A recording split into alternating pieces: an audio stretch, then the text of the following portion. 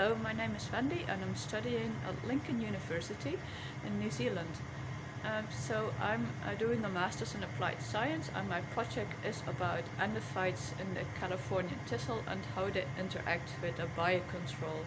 So endophytes are fungi living within a plant, and our biocontrol is also a fungus called Puccinia punctiformis, which is a rust fungus. So I extracted DNA from plant samples, and what I'm going to do today is seeing exactly how much DNA of a rust fungus is present in there, or that maybe it's absent.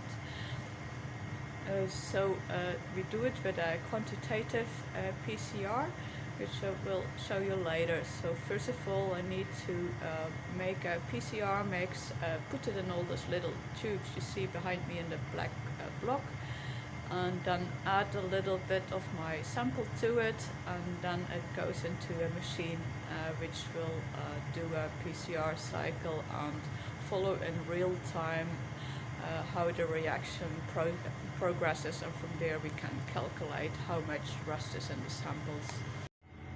So for this analysis we use 10 microliter reactions, so they all go in these tiny little tubes. So I put 9 microliter of master mix in there, and now I just need to add 1 microliter of sample and it's ready to go. And here are all our samples ready to go. So they go into a little machine. It's called the rotor gene.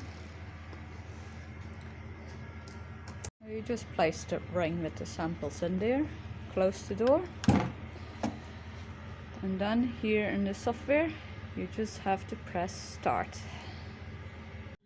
Alright, our machine is done now, so we're going to have a look at the results.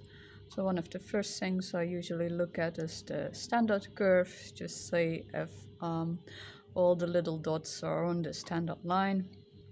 So if they are, that's good. If they're not, you might have to take some out. Another thing you look at is the melt to see, because I'm just looking after this one fungus, so that should all have a very similar peak.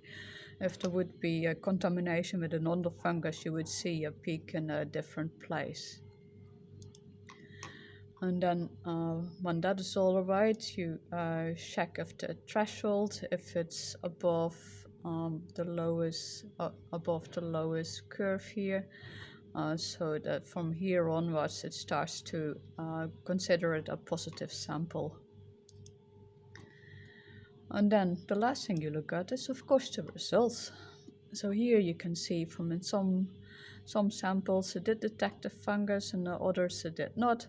So it's all according to the expectations. Here D3 is another Puccinia kind which are isolated from a dandelion, so that comes out negative, so that's good.